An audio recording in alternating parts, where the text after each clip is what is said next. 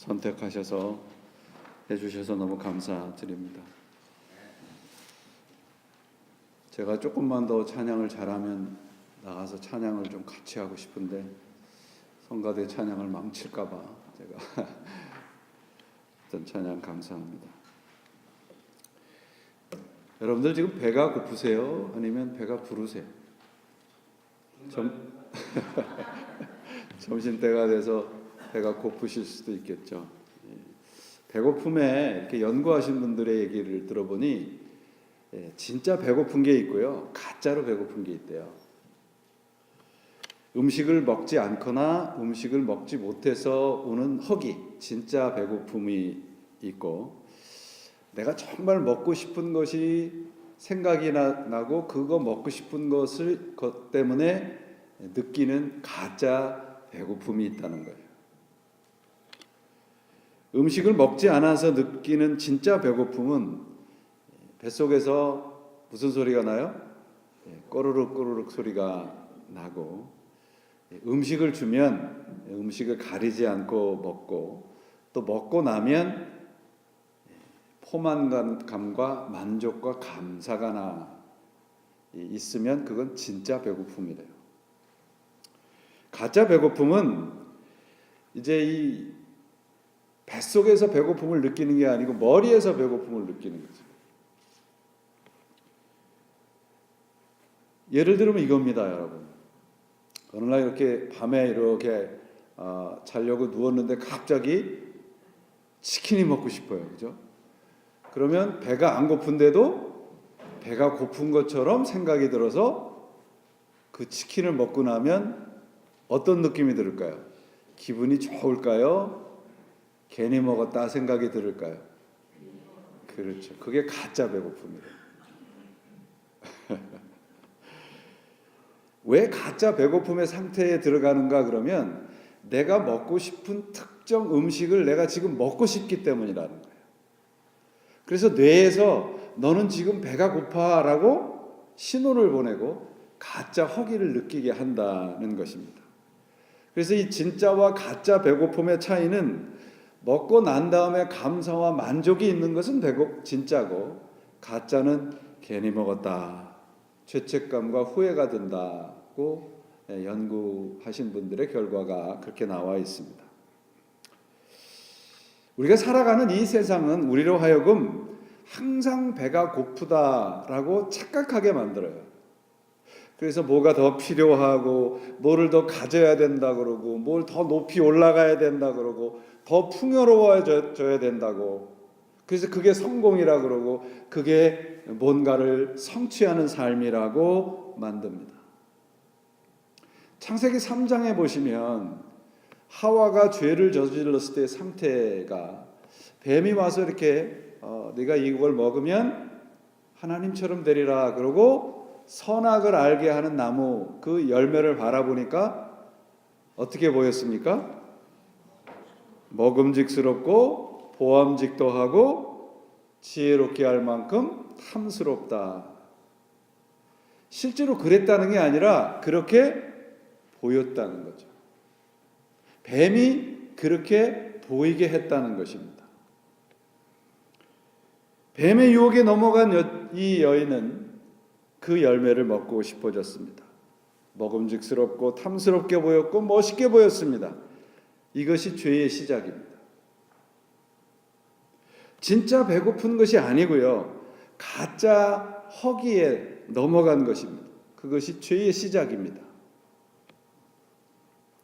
예수를 믿는 것은 여러분, 예수님의 손에 든 것을 탐내는 것이 아니고 예수 그리스도를 먹는 겁니다. 그분의 말씀을 먹는 거예요. 그래서 그분의 말씀이 내 몸속으로 들어와서 근육이 되고 살이 되고 영양이 돼서 그것으로 움직이는 게 예수를 믿는 것입니다. 예수를 믿는 믿음이 우리의 삶 속에 실력이 되고 능력이 되지 못하는 것은 예수 그리스도의 손에 든 것만 탐나기 때문에 그래요. 내가 먹고 싶은 것이 이거다라고 생각을 하고 그걸 예수를 통해서 얻으려고만 하니까 삶 속에서 우리의 믿음이 실력이나 능력이 되지 못하는 경우가 많습니다. 세상이 우리들에게 유혹하고 심어주는 생각을 우리가 과감하게 뿌리쳐야 됩니다. 정말 여러분들이 실제로 살을 빼고 싶으시면 어떻게 해야 돼요? 먹고 싶다는 생각이 오면 어떻게 해요? 사탄아 물러가라 그래야 돼요. 우리의 영적인 다이어트도 똑같습니다. 무엇 때문에 허기가 생기는지, 무엇을 먹고 누리고 살고 싶은지, 우리의 인생의 영적인 허기, 그것은 무엇으로 해결하며 살아야 되는지 우리가 살펴야 합니다. 지난 주간에도 지난 주일에도 말씀드렸듯이 우리가 육신의 배고픔을 해결하기 위해서 예수님을 따른 게 왜 잘못인가? 예수님의 답은 이렇습니다. 썩을 양식을 위해서 일하지 말고 썩지 않을 양식을 위해서 일하라. 그거는 27절에 나오는 말씀이죠. 그러면 여러분, 썩을 양식과 썩지 않을 양식의 차이는 무엇인가요? 예수님께서 지금 조금 과하다 싶게 말씀을 하십니다. 너희가 나를 찾는 것이 바로 썩을 양식을 찾는 거다. 그렇게 말씀하고 계시거든요. 그 제롬이라고 하는 그런 이 고대 교부가 있습니다. 이분이 성경 불가타 번역이라는 성경을 번역한 사람인데, 이분의 책에 보면 이렇게 구전으로 내려오는 재미있는 이야기가 기록이 되어 있는데요. 그 무슨 얘기냐면, 나사로가 여러분 요한복음 11장에 보면은 무덤에서 있다가 나온 나사로가 있잖아요. 무덤에서 나오자마자 예수님에게 이렇게 물었대요. 주님, 저는 또 죽습니까? 그냥 계속 삽니까? 그랬더니 예수님이 또 죽는다 그랬대요. 그래서 그 이후로 나사로는 죽을 때까지 한 번도 웃지를 않았답니다. 썩을 양식이라고 하는 것은 여러분, 먹고 배부른 후에 다시 배고파지는 것들이에요. 영원한 생명의 양식은 예수 그리스도를 통해서 얻는 것은 다시는 배고프지 않은 것입니다. 사마리아 여인에게도 똑같이 말씀하셨잖아요. 네가 나를 마시면 영원히 목마르지 않을 것이다. 요한복음에서 특별히 기적적인 이야기를 사인이라고 합니다. 표적이라고 합니다. 이 시메온이라고 하는 표적의 의미를 우리가 분명히 알아야 요한복음을 정확히 이해를 할 수가 있고 신앙에 대해서 올바른 신앙을 가질 수 있습니다. 표적이라는 것은 이런 것입니다. 보이는 사건을 통해서 보이지 않는 영원한 진리의 세계로 인도하는 것, 그게 표적입니다. 다시 말씀드립니다. 보이는 사건을 통해서 보이지 않는 영원한 진리의 세계로 인도하는 것, 그게 표적입니다. 오병이어의 사건에다가 적용을 해보세요. 오병이어의 사건은 무엇으로 인도하기 위함입니까? 영원히 배고프지 않은 세계로 인도하는 것입니다. 죽은 이 나사로를 살리신 기적도 죽은 후에 영원한 죽음이 있는 것이 아니라고 하는 부활의 세계를 보여주기 위한 하나님의 예수 그리스도의 표적이란 말이죠. 그러므로 우리가 하나님 예수 그리스도에게 고백해야 되는 것은 뭐냐면, 다시 배고프지 않게 하소서가 아니라 다시 배고프지 않을 것을 믿습니다라고 하는 고백이어야 됩니다. 그것이 영생의 양식 예수 그리스도를 영원한 생명으로 믿는 것입니다. 오늘 우리가 살아가는 이 현실, 우리가 살아가는 우리의 인생은 무엇인가 그러면 예수님께서 우리들에게 주신 표적이에요. 잘 들으세요. 우리의 인생은, 여러분 생각을 해보세요. 우리가 태어나지 않았다면 예수 그리스도를 알 수 있습니까? 없습니까? 기회가 없습니다. 우리에게 인생을 주신 것은 표적입니다. 우리의 인생이라고 하는 눈에 보이는 이 인생을 통해서 눈에 보이지 않는 영원한 세계를 알게 하시고 믿게 하시려고 하는 only opportunity, 단 한 번의 기회가 우리의 인생입니다. 정말 많지 않은 사람들이 예수 그리스도를 믿지 않습니다. 왜요? 그들에게는 인생이 그저 눈에 보이는 것이 전부이기 때문에 그래요. 여러분, 우리가 주님과 함께 있으면 예수 그리스도를 믿으면 문제도 없고 걱정도 없는 상태가 되는 것이 아니고요. 예수 그리스도 안에 있으면 평안과 기쁨을 그 어떤 것으로도 빼앗기지 않는 상태가 되는 것입니다. 곧 다시 배고프지 않은 상태가 되시는 것이죠. 우리로 하여금 우리 인생에서 예수님을 만나게 하시고 우리를 하여금 예수 그리스도를 믿게 하신 것이 뭐예요? 예수님께서 우리들에게 보여주신 표적입니다. 우리의 인생이 예수 그리스도께서 우리에게 주신 표적이라는 것을 믿으시기를 바랍니다. 세상이 주는 가짜 배고픔에 여러분 현혹되시지 말아요. 우리는 주님이라는 표적을 보고 그분을 우리의 영혼에 담고 따라가는 The people of sign, 표적의 사람들입니다. 하나님은 우리 인간들에게, 우리 모두에게 원하시는 것이 무엇입니까? 일이 뭘 잘못되거나 어려움을 당하면 하나님은 도대체 나에게 관심이 없다고 하시고 불평하고 그렇습니다. 여러분, 성경에서 하나님이 우리의 인생에게 원하시는 것이 뭘까요? 뭐예요? 그저 이 땅에서 모든 것이 풍요롭고 잘 사는 것이 하나님의 인생의 목적일까요? 하나님이 우리를 향한 목적일까요? 성경에서 우리가 해답을 찾습니다. 예레미야서 29장 11절을 제가 읽어봅니다. 너희를 두고 계획하는 일들은 오직 나만이 알고 있다. 내가 너희를 두고 계획하고 있는 일들은 재앙이 아니라 번영이다. 너희에게 미래에 대한 희망을 주려는 것이다. 나 주의 말이니라. 우리가 가지고 있는 이 개역 개정판에는 이 예레미야서 29장 11절에 번영이라는 말이 평안이라는 말로 번역이 되어 있어요. 그러면 이 번영, 평안이라는 말은 무슨 뜻인가? 그저 물질적으로 이렇게 풍요로워진다는 말씀이 아니고요. 우리 자신의 존재가 변화되는 겁니다. 육적인 존재에서 영적인 존재로 변화되는 거예요. 하나님은 우리 인간을 창조하시고 우리 인간의 코에다가 하나님이 뭘 불어넣으셨어요? 생명, 우리 하나님의 호흡을 집어넣으셔서 그때 우리가 비로소 뭐가 되었다고 되어 있냐면 생명이 되었다. 이 생명이 되었다는 말은 육신을 가진 영적인 존재라는 뜻입니다. 우리는 육신을 가지고 있지만 우리 안에는 뭐가 있느냐 그러면 하나님과 관계할 수 있고 하나님을 알 수 있고 하나님을 믿을 수 있는 영혼이 있단 말이죠. 하나님이 우리에게 영을 불어넣으셔서 하나님과 관계하고 하나님을 믿을 수 있고 하나님을 통해서 복을 얻을 수 있는 존재로 만들어 주셨다는 말입니다. 곧 하나님이 우리에게 원하시는 것은 뭐냐 하면 우리의 인생 전반을 통해서 하나님에게 속한 영적인 것을 누리고 믿게 하기 위함입니다. 여러분, 우리의 신앙을 제발, 예수 그리스도를 믿는 신앙을 제발 이 땅에서 살아가는 것에만 국한시키지 마세요.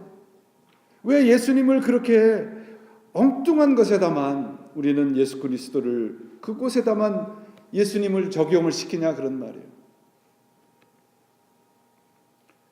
그렇다면 다시 본문으로 돌아와서 썩는 양식과 썩지 않는 양식을 위한 삶이 어떻게 다른가? 그러면 26절과 27절을 보시면 나옵니다.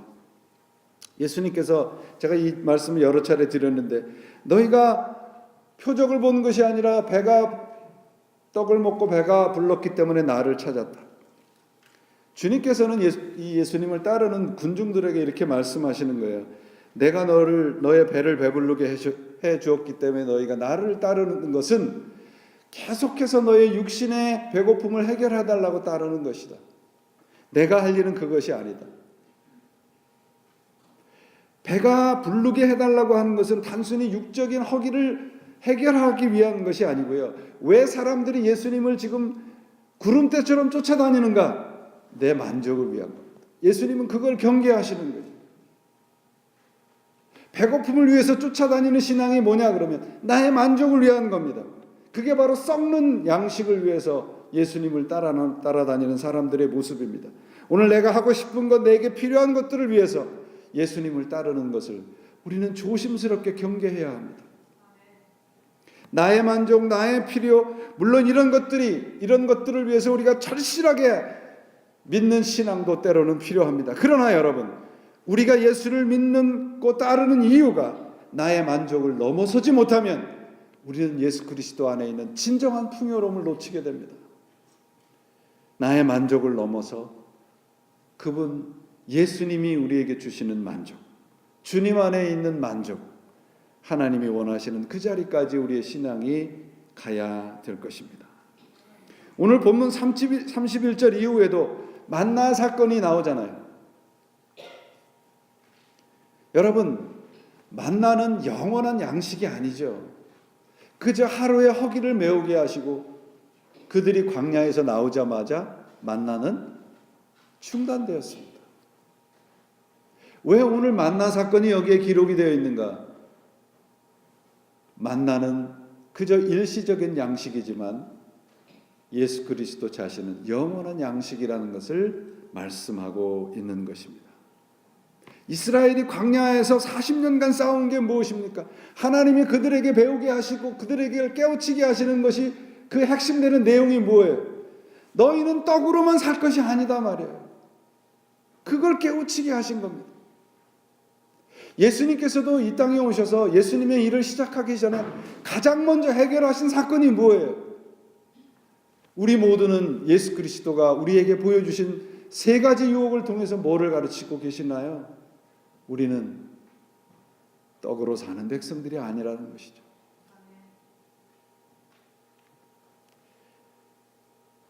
사탄은 항상 우리들을 이렇게 일상적인 문제, 생존의 문제를 가지고 흔들어요. 배고프고 목마르고 가난하고 이런 것들을 통해서 예수 그리스도가 얼마나 힘이 없고 얼마나 나에게 관심이 없다는 것을 자꾸 우리에게 유혹을 하는 것이 바로 사탄입니다. 사탄은 우리의 생존의 문제로 시험을 걸어옵니다. 그러나 여러분, 오늘날 많은 교회들이 그래서 우리가 하나님의 일을 열심히 하면 우리의 생존의 문제가 해결이 되고 더 나아가서는 풍요로워진다고 가르칩니다. 아닙니다, 여러분. 성경은 절대로 그렇게 얘기하지 않아요. 성경은 생존의 문제를 이야기하는 것이 아니고 생명의 문제를 다루고 있습니다. 영원한 생명의 문제를 다루고 있어요. 우리가 예수를 믿는 것은 생존의 문제를 해결하기 위함이 아니고요, 영원한 생명의 문제를 해결하기 위함입니다. 우리의 신앙이 그 자리까지 가야 돼요. 성경에서 여러분, 바로 이 생존의 문제가, 성경에 나오는 많은 사람들을 보세요. 생존의 문제에 넘어간 사람들은 그리스도의 영원한 생명에 이르지 못했습니다. 그러나 그것과 상관없이 배고프고 힘들고 어렵고 고난당해도 그 생존의 문제가 아닌 생명의 문제를 쫓아갔던 사람들은 부활의 아침에 주님과 함께 있었다고 성경이 증언하고 있지 않습니까? 우리가 가짜 배고픔을 아까 말씀드렸는데 구별해야 돼요. 내가 먹고 싶은 것을 먹으려고 배가 고프다고 스스로 정당화하는 것이 가짜 배고픔이라고 그랬죠. 이게 바로 세상이 주는 거예요. 주님이 주시는 것은 그런 것이 아닙니다. 영원한 만족이고 영원한 포만감입니다. 그 영원한 만족과 영원한 포만감은 어디에 있습니까? 하나님의 말씀 안에 있습니다. 주님의 말씀 안에 있어요. 그래서 우리가 그 말씀을 먹어야 됩니다. 그 말씀을 주신 주님을 먹어야 됩니다. 예수를 먹고 그 말씀이 우리의 영과 혼과 육신의 근육이 되고 실력이 되어야 됩니다. 그게 예수를 믿는 거예요. 여러분, 오해하지 마세요. 예수님께서는 우리의 일상의 문제, 어떤 육신의 배고픔을 외면하시거나 가치 없는 일이라고 하시지 않으셨어요. 병자도 고치시고 배고픔도 해결해 주셨습니다. 우리의 일상의 모든 것을 주님께서 책임져 주십니다. 여러분, 생각을 해보세요. 우리 일상에서 주님께서 우리들에게 주시지 않은 것이 무엇이 있습니까? 아무것도 없잖아요. 아무것도, 모든 것도 하나님으로부터 오신 것이잖아요. 주님이 주시지 않은 것은 하나도 없습니다. 그런데 왜 우리는 자꾸 배고프다고 하고 목마르다 하고 그렇습니까? 세상에 자꾸 우리가 너는 배고프다고 자꾸 가짜 배고픔을 주기 때문에 그래요. 우리에게 주시는 하나님의 말씀을 통해서 우리가 해야 할 일은 영원과 거룩을 우리 안에서 이루어 가는 것입니다. 하루 한 끼의 허기가 아니라 영원한 허기를 채우는 길은 주님 안에만 있습니다. 우리의 신앙을 그러므로 일시적인 해결을 위한 신앙인지 영원한 생명을 위한 신앙인지를 우리가 돌아보시기를 바랍니다. 오늘 말씀이 상당히 중요합니다. 우리 신앙에 이렇게 전환점을 이루어야 돼요. 그 전환점을 이루기 위해서는 우리의 일상의 문제를 그리스도의 말씀으로 해결하셔야 됩니다. 왜 예수님께서 오늘 말씀에서도 썩는 신앙, 썩지 않는 양식을 위해서 일하라고 하고 썩는 것을 위해서, 썩는 양식을 위해서 일하지 말라 하시는가? 오늘 본문에 보시면은 광야에서의 31절에 보시면 유대인들이 이렇게 얘기하는 거예요. 우리가 광야에서 만나를 먹었는데 그게 하나님의 표적이다. 자, 그러면 광야에서 만나를 먹은 유대 백성들은 어떻게 했습니까? 만나를 먹고 나서 다시는 하나님 앞에 불평하지 않고 하나님을 정말 잘 믿었습니까? 그렇지 않잖아요.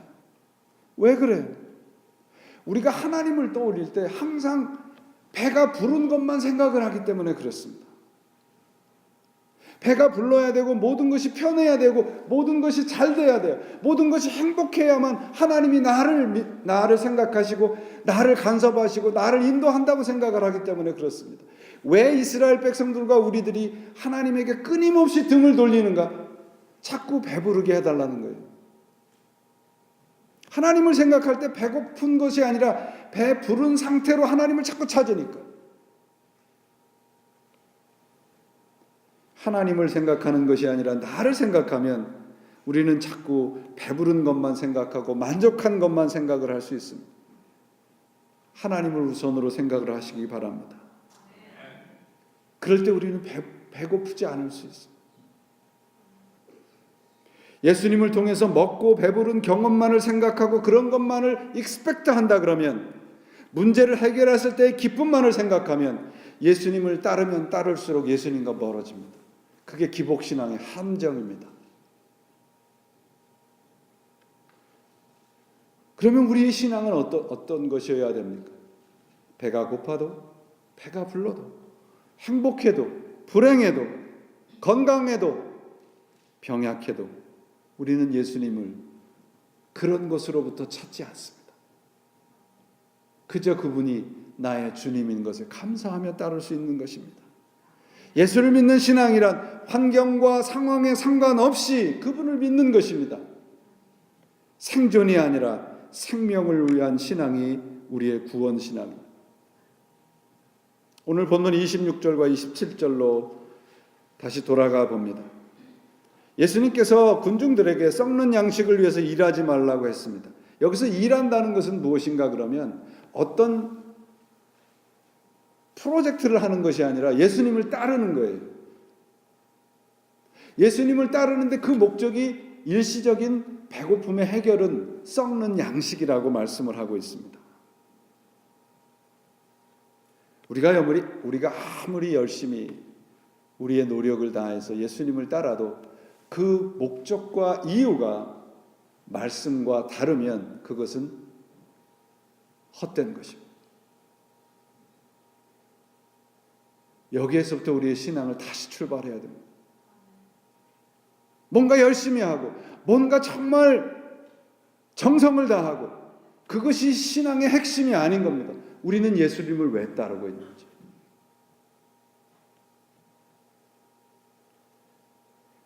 예수님 자신이 영생하도록 있는 양식이라고 말씀을 하고 있지 않습니까? 썩는 양식을 위해서 따른다고 군중을 꾸짖으니까 그러면 우리가 어떻게 하여야 하나님의 일을 할 수 있습니까? 이렇게 묻죠.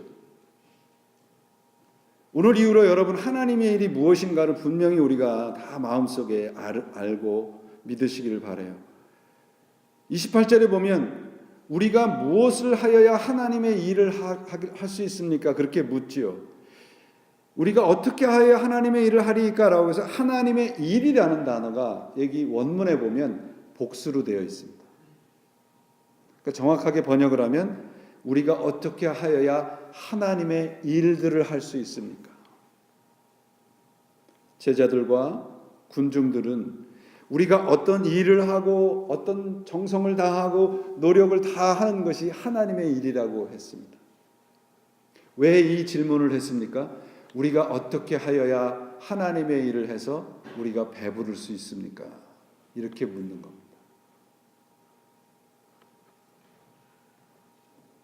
종교적인 행위를 하면 그게 하나님의 일이라고 생각을 하고 있는 거죠. 그런데 29절에 보시면 예수께서 대답하여 이르시되 하나님의 보내신 자를 믿는 것이 하나님의 일이니라.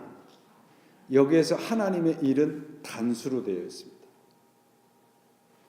제자들과 군중들이 하나님의 일이라고 했을 때는 하나님의 일들이지만 예수님께서 하나님이 보내신 자를 믿는 것이 하나님의 일이라고 했을 때 그 일은 단수입니다. 무슨 말씀이에요? 하나님의 일은 단 한 가지라는 거예요. 뭐라는 겁니까? 예수 그리스도를 믿는 거라는 것입니다. 그게 하나님의 일이에요. 우리가 해야 할 하나님의 일은 예수 그리스도를 잘 믿는 것밖에 없다는 것이에요.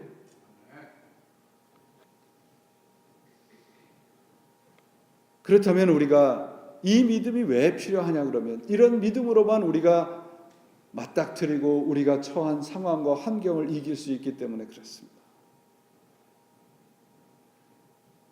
믿음이 능력과 실력이 되는 삶을 살라는 것입니다. 성공하고 형통하면 믿음이 능력이 되고 믿음이 실력이 되는 것이 아니고요. 그 어떤 것이 나에게 다가와도 나는 이 예수 그리스도를 믿는 믿음에서 벗어나지 않겠습니다. 이게 형통하는 믿음이에요. 여러분, 우리가 지금 해야 할 일은 다른 것이 아닙니다. 하나님을 믿는 것입니다. 예수 그리스도를 믿는 것입니다.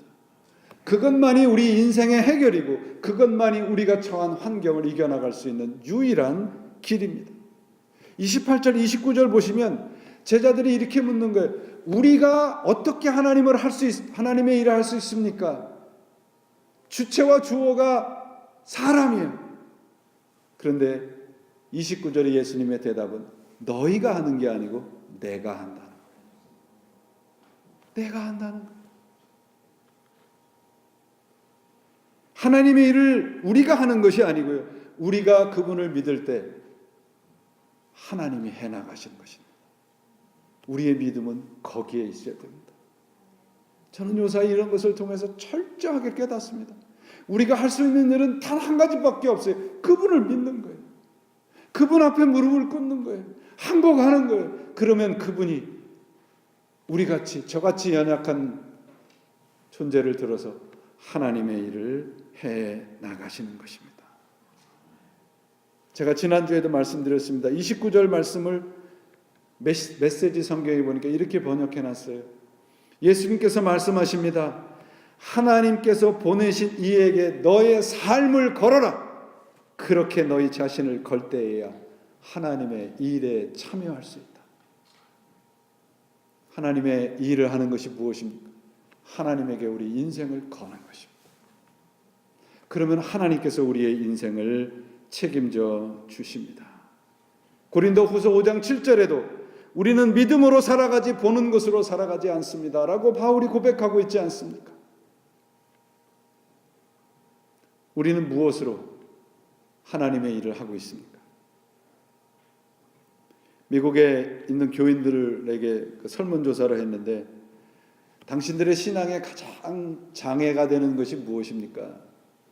걸림돌이 되는 게 무엇입니까? 라고 물었어요. 그 8가지를 얘기를 합니다. 제가 8번부터 말씀드릴게요. 우리 신앙에 장애가 되는 게 8번째, 거짓말. 7번째, 탐욕, 탐식, 음식을 절제하지 못하는 것. 6번째, 질투심. 다섯 번째, 분노. 네 번째, 게으름. 세 번째, 이기주의. 두 번째, 자존심. 첫 번째 뭘까요? 첫 번째는 물질 중심주의. 이 8가지를 여러분 잘 보시면 참 흥미로운 것이 뭐냐면 우리 그리스도인들조차도 대부분 영원한 것에 장애가 되는 것을 위해서 살고 있단 말이죠. 물질, 자존심, 이기심, 편안함, 위로함, 인정받음, 욕망, 이런 것들이 영원한 것을 대신하고 있지 않습니까? 여러분, 오늘 우리가 하나님의 일을 할 수 없을 것 같은 상황에 처해 있다고도 느낄 수 있을 것입니다. 하나님의 일을 열심히 하고 싶은데 환경과 조건이 좋지 않아서 하나님의 일을 할 수 없다고 생각할 수도 있습니다. 그런데 오늘 주님께서 뭐라고 우리들에게 말씀하십니까? 하나님께서 보내신 일을 위해서 너의 삶을 걸어라. 그게 하나님의 일에 참여하는 것이다.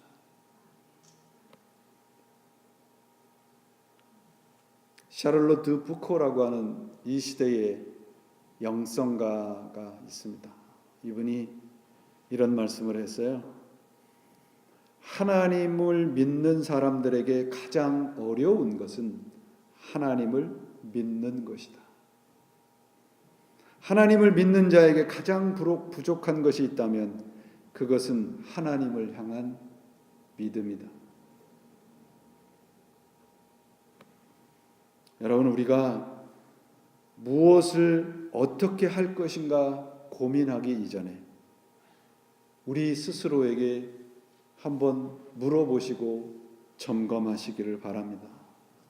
우리는 하나님을 믿는가? 예수 그리스도의 말씀을 믿고 그 믿음으로 우리는 살아가고 있는가? 이 질문을 우리 스스로에게 한다면 우리가 해야 할 하나님의 일은 단 한 가지입니다. 예수 그리스도를 믿는 것입니다. 그리고 그 믿음으로 사는 것입니다. 눈에 보이고 귀에 들리는 것이 아니라 오늘도 우리와 함께 계시는 그리스도를 믿는 것입니다. 우리가 오늘 이 자리에서 살아가고 있는 현실 속에서 오늘 예배를 드리고 있는 이 시간에 우리가 해야 할 일은 단 한 가지입니다. 우리 함께 예수 그리스도를 믿는 믿음의 자리까지 함께 가시기를 바랍니다. 믿음으로 할 일은 주님을 믿는 것입니다. 그래서 그 믿음으로 우리는 세상을 이길 수 있습니다. 조심하셔야 됩니다. 막연히 뭔가 잘 될 것인가 라고 하는 것이 믿음이 아니에요. 제가 이 말씀은 여러 차례 드렸습니다. 믿음은 무엇인가 하면 철저한 낙관주의입니다. Radical optimism입니다. 막연한 그런 낙관주의가 아니라 그분 안에 있다면 그분이 모든 것을 책임지실 것이라고 하는 것이 믿음입니다. 오늘 우리 안에 우리 인생의 허기를 영원히 해결할 수 있는 길은 예수 그리스도를 믿는 그 믿음을 다시 확고하게 갖는 것입니다. 바로 그 믿음 안에 우리의 생존의 문제도, 우리의 생명의 문제도, 우리 일상의 문제도 답이 있는 것입니다. 예수 그리스도를 믿는 그 믿음으로 또 그 믿음의 능력으로 살아가시는 여러분들이 되시고, 우리가 그 믿음 안에 있을 때 하나님께서 우리에게 어떤 일을 베풀어 주시고 어떤 일을 예비하고 계시는지를 우리가 함께 소망을 갖고 믿는 마음으로 기다리시는, 그래서 결국은 하나님께서 승리하시는 그 경험을 우리들에게 베풀어 주시는 그날까지 믿음을 놓치지 않으시는 예수 그리스도의 사람들로, 그리고 그분을 믿는 우리의 교회로 살아가시기를 주님의 이름으로 축원을 드립니다. 기도하시겠습니다.